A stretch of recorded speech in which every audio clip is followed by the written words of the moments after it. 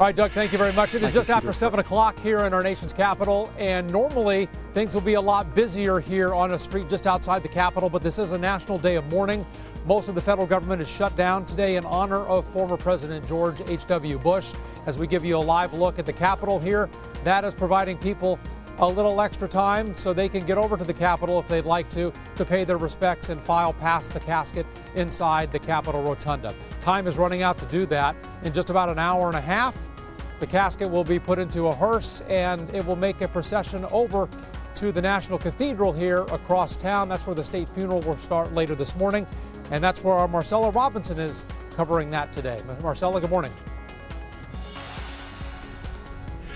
Russ, good morning. Well, this funeral is expected to bring dignitaries from all over the world. Family, friends, loved ones will gather later today to celebrate the life of President George H.W. Bush. And state funerals like this, they have been in plans for months, years in advance. It's really one final last conversation with the nation. So in attendance today, we can expect President Trump and First Lady Melania Trump, in addition to all of the former living presidents. That includes Barack Obama, Jimmy Carter, Bill Clinton, and of course George W. Bush, who will be giving the eulogy for his father later this morning. The setup in the cathedral has been going on for several days, and of course security remains tight out here, as you can imagine.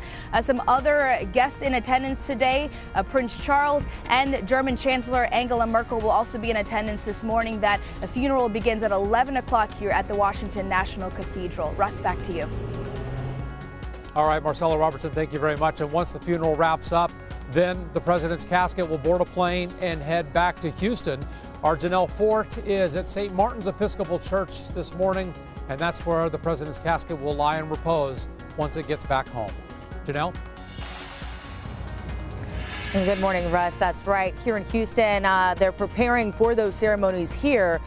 41 and family will hop back onto Special Air Mission 41. They're expected to touch down here in Texas around 5 p.m. this afternoon. Then a motorcade is going to take them from Ellington Air Force Base here to St. Martin Episcopal Church. The casket and Bush family will be greeted by yet another honor guard. And the Bush family's pastor will pray as 41's remains are escorted into the church. There will also be a hymn plus another plane of Hail to the Chief. The president will then lie in repose until 6 a.m. tomorrow morning. It'll give everyone here in Texas a chance to say a final farewell in person before the private family funeral service here tomorrow morning. Now, we all know with the ceremonies come road closures. Here's what you can expect. Riverway Drive will be closed between Sage Road and South Post Oak Lane, and the same goes for Sage Road between Chimney Rock and North Post Oak Lane. These closures start this morning and last until about 1 p.m.